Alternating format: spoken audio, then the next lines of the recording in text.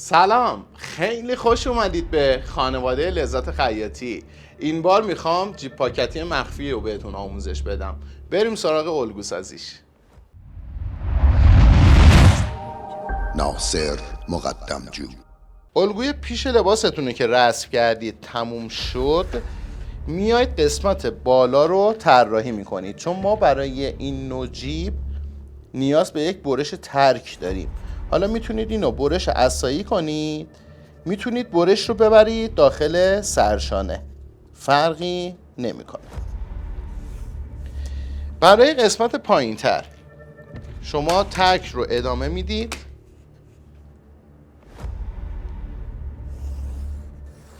این موضوع که این تک کجا باید بشینه، اندازه مناسب و دقیقش اینه که شما این دوتا فضا رو تقسیم بر 2 بکنید که بستگی به سایزتون داره. هرچی سایز بزرگتر باشه هر دوتا قسمت هم بزرگتره. بعضی موقع ها سایز خیلی کوچیکه، اگر ما اینجا رو تقسیم بر 2 بکنیم در جیبمون انقدر کوچیک میشه که دست دیگه داخلش نمیره. اون وقت مجبور میشیم طراحی بزنیم یا برش دکوپ رو یه مقدار به سمت پیش، به سمت سجاف یعنی متمایل بکنیم. بسیار طراحیش ساده است. ما از نوک سرشانه، باز این اختیاریه، بستگی به قد مشتری شما داره، ولی معمولا افرادی که روی قد مثلا 1.65 یا 1.70 هستن، ما از سرشانه تا خود این در جیب، یعنی اگه ما در جیب رو کاملا افقی در نظر بگیریم، الان این عکسی که جلوی منه و مدلش هست اوریبه، صاف نیست، یعنی از اینجا شروع میشه طراحی میشه میره پایین. من این رو اول افقی در نظر میگیرم، چیزی حدود 53 سانت برای این رنج قدی دارم عرض میکنم خدمتتون. اینجا علامت میزنم، این خط رو مماس میکنم با خط باستن.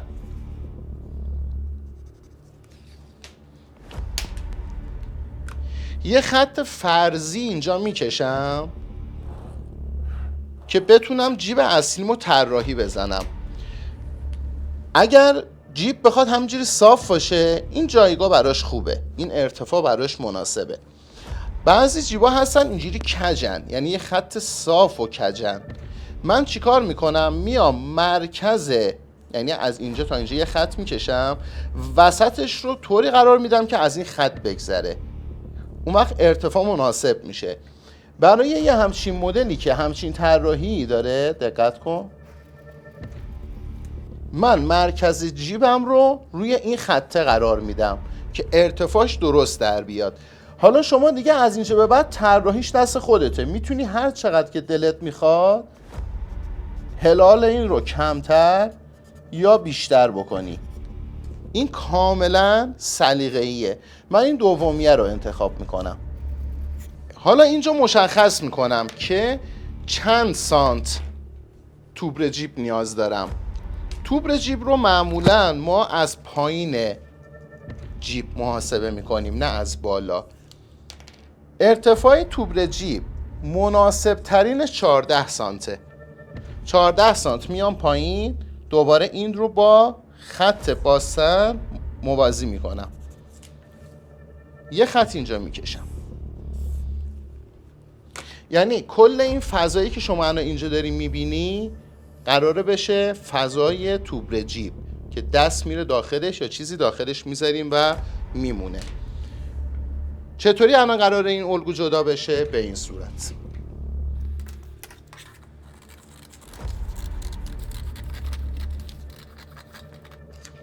این قسمت قبل از اینکه جدا بشه من ترجیح میدم که اینجا یه خط موازنه مشخص بکنم، اینجا هم یه خط موازنه مشخص بکنم، یعنی چرت میخوره موقع دوختن این خطها روی همدیگه قرار میگیرن. این نکته خیلی مهمه. اگه این کار نکنید احتمال بالا پایین شدن ترکتون با پیش لباستون هست. تا اینجا رو قیچی کردم، این پنس هم در میارم، اینجا خالی میشه. دقت کردید؟ الان میتونیم مرحله حذف پنس یا انتقال پنس کنفور رو هم انجام بدیم. ببینید الان در دل همین آموزش تا اینجا 3 تا نکته طلایی بهت گفتم. ببینم کدوماشو متوجه شدی. هر کدومشو که متوجه شدی حتما کامنت بذار، چون این کامنت گذاشتن شماها باعث میشه که هم خودت بهتر یاد بگیری و تو ذهنت بمونه، همینم که بقیه فالوورها میان میخونن و متوجه چیزی میشن که خودشون حواسشون بهش نبوده. یادت نره این پستای دوخت جیب که ASMR هستش خیلی براتون مفیده. نمیدونم دیدی یا نه. اگر ندیدی الان روش کلیک کن و برو نگاه کن. پنس کنفور رو که بستی چسبشو میزنی، این شد انتقال پنست. اینجا رو هم خالی میکنی و این برش رو تا پایین ادامه میدی. این قسمت هیچ کاری لازم نیست روش انجام بشه، فقط حق درز بهش اضافه میشه، اونم 1 سانت. طبق آموزش‌های کلاس 14 دیگه میدونی چه موقعی تو چه مرحله‌ای باید حق درز رو اضافه بکنی که کمترین خطا رو داشته باشی. این میره کنار. نکته اصلی توی ترک پهلویی هستش. مجدد اولین کاری که انجام میدی چیه؟ این درز رو بهش حق درز اضافه میکنی. اینو میذاری اینجا، کپی میکنی،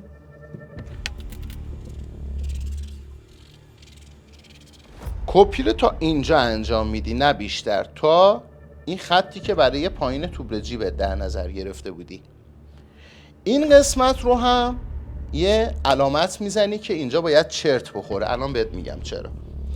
این قسمت هم که خط بالای طراحی جیبت بوده و جیب اینجا تموم شده، اینجا رو هم یه علامت میزنی. این هم میشه چرتت و نقاط موازنه.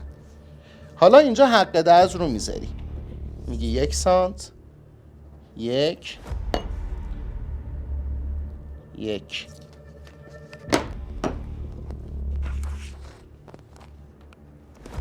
صاف میکشیش جلو تا با اون 1 سانته برسی. به همین راحتی شما فیکس 1 سانت حق درز رو تونستی اضافه بکنی.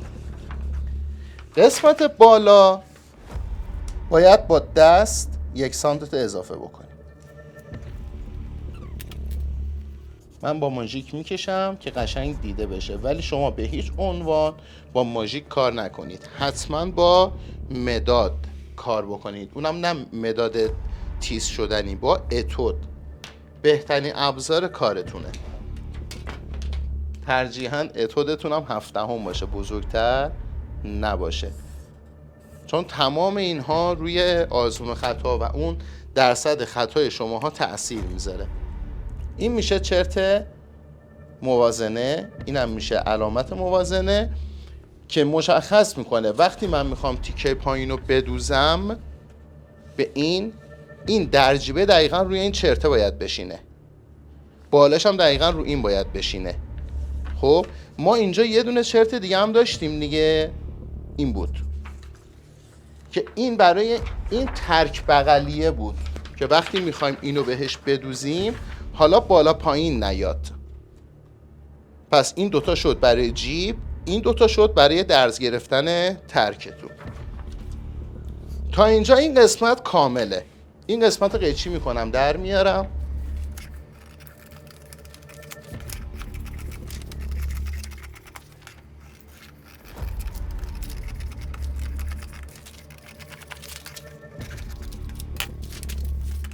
چرت موازنه‌ش هم چرت میزنم، به این حالت در میارم. به این حالت شد، چرتاشو در آوردم. مجدد میریم سراغ همین قسمت. حالا اینو این بار از پایین کپی میکنم تا اینجا. ببین قبلیه از بالا بود تا اینجا، این یکی از پایین تا اینجا. وزنهای نگه دارنده تو حتما بذار. اگه این کار نکنی درصد خطا تو خیلی بالا میبری. دیگه هنرجوهای کلاس 14 و 6 کامل میدونن در مورد این موضوع.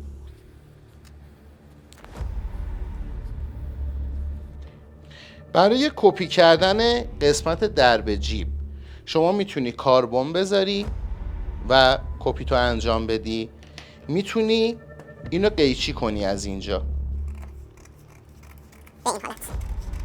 چون دیگه نیاز به این قسمت بالایی آنچنان نداری، ولی دور ننداز، بذارش کنار. گردی در جیبت هم بکش. این طرف نیاز به 1 سان حق درز داشت. اینو انجام میدی. 1 1. الگوتو در همین حالت که هست میکشی میاد جلو تا به اون 1 سانته برسه. اینجا یه نکته خیلی مهم داره، دقت کن.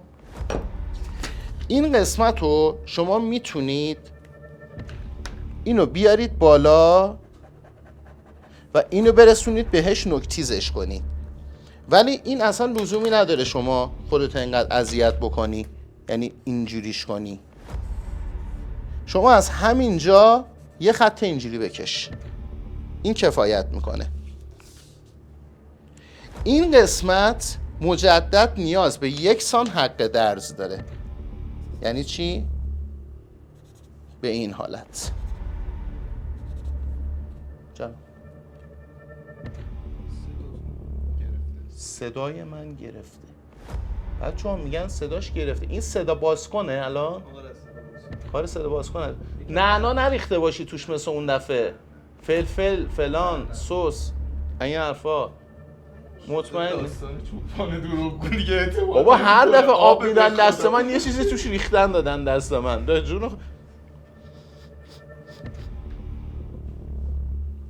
نه آب بود خدا وکیلی. دستت درد نکن. پیرشی جوون. 1 سانت رو اضافه میکنیم تا اینجا. این قسمت دوباره این خط ادامه پیدا میکنه. این نکته خیلی مهمه ها. اگر این نکات مثل اینو رعایت نکنی موقع دوختن شما کم و زیاد میاری اینجا، پس خیلی حواست به این نکات باشه. 1 سانت هم به اینجا حق درز اضافه میکنی، یعنی اینو یه ذره میای بالاتر. حالا اینو قیچی میکنی در میاری.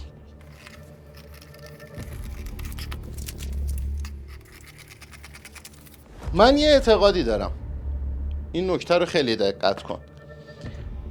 بعضی ها میگن که ما روی وردستکاری بیشتر وقت میذاریم و روی دوخت سریعتر جلو میریم. بعضی ها میگن ما روی دوخت وقت میذاریم و وردستکاریمون کمتر بشه. هر کی یه روشی داره تو کار انجام دادن، ولی اعتقاد من اینه که هر قسمت به اندازه خودش باید براش وقت گذاشته بشه. اگه از دوختت بزنی رو وردستکاریت بخوای تمرکز کنی کارت بی‌کیفیت میشه، برعکسش هم همینطور. پس من با دقت الگو رسم میکنم، رو الگو سازیم کامل زمان میذارم که رو برشم دچار خطا نشم، زودتر کارم انجام بدم و با دقت بیشتر. اون موقع تو دوخت راحت ترم. وقتی دوختم سالم در بیاد تو اتوکاری دوباره به مراتب راحت ترم. پس مرحله الگو سازی رو به هیچ عنوان با عجله انجام نمیدم و کامل براش وقت میذارم. خیلی مرحله شیرینیه. آب باید بخورم. مرسی. خیلی به موقع آوردی. مرسی عزیزم. این قسمت که تموم شد، حالا دوباره دقت کن. میام این قسمت بالایی رو کپی میکنم، از اینجا تا اینجا رو کپی میکنم، همینقدر کافیه.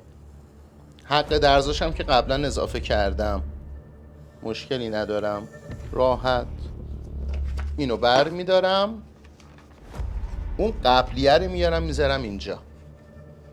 قبلی رو اگه یادتون باشه 1 سان ما حق درس گذاشتیم براش دیگه، پس 1 سان پایین تر، یعنی میذارم سر جای قبلیش، علامت پایین توبرجیب رو میزنم. این میشه توبرجیب زیری. الان هر 3 تا الگو رو میذارم رو هم که شما قشنگ متوجه بشید چه اتفاقی داره میفته. من قول نمیدم ولی سعی میکنم آموزش برش، دوخت و اتوکاریشم در ویدیوهای بعدی یا بعدیش به صورت ASMR نمیچرخه روی زمونم، ببخشید، براتون ارسال میکنم. فقط شما این ویدیوها رو 2 بار 3 بار نگاه بکنید که اون قلق ها رو بتونین از داخلش پیدا بکنید. خیاطی کار کاملا ادراکی و فهمیدنیه، حفظ کردنی نیست. حالا چه اتفاقی اینجا افتاد؟ دقت کن. این 3 تیکه‌ای بود که ما حق درزاشون رو اضافه کردیم و کاراش انجام شد. موقع دوختن این ترک میاد اینجا. ببین اول ما اینو به این میدوزیم، 1 سان درز میگیریم، اینو بر میگردونیم تو، میاد میره این زیر، یعنی این درجی قلفتی میشه که حالا موقع دوختش اگر شما پارچتون مثل ریون یا از خانواده ریون باشه که خیلی شله، مثل بافت باشه، کش بافت باشه و تو قسمت‌های اوریب ممکنه لیور بندازه، پوکلی بزنه یا دفرمه بشه، ما از نوار برته که در کلاس 15 و 14 توضیح دادم در این جور قسمت‌ها استفاده می‌کنیم. این که کامل شد، ببینید یه توبرجیب اینجا هست. این یکی میاد اینجا دوخته میشه به لبه این توبرجیب زیریه و این طرف و این طرفش هم وصل میشه همینجوری به صورت باز. یه دوخت نیم سانتی میزنیم. بعد چه اتفاقی میفته؟ اینطوری میشه. ببین من اینو بذارم اینجا، اینم بذارم اینجا که اینو تکون نخورن. حالا دست اینجوری میره داخل این. حالا شما توبرجیب رو اینجا داری. بعد که این کامل شد میاید ترک این طرف رو بهش اضافه میکنید. اون وقت این قسمت کامل میره داخل درس. من اینو میزونش کنم. این طرفش هم کامل میره داخل درس و این میشه جیبتون. تا بریم تو قسمت بعدی، گفتم اگه بتونم حتما این کار رو براتون انجام میدم. برش دوخت و اتوکاریش هم براتون میذارم. اگه از این ویدیو آموزشی خوشت اومده حتما برای من کامنت بذار، چون کامنت شما به من و تیم لذت خیاطی واقعا انرژی میده. پس لایک و کامنت سابم کنید. زنگوله هم به صدا در میاد. خدا وکیل این همه تلاش میکنیم براتون. مدیونی اگه این کارو نکنی. عجب آدمیه. خداحافظ. خداحافظ. مرسی که بردی. الان میبری خونه‌تون اونو؟ بله دیگه. به خدا خودم یادت میدم بعدا. اونو بیا بس سر جاش. میخوام برش بزنم بدوزم اینو. آره بعدم بهت یاد میدم. الکی.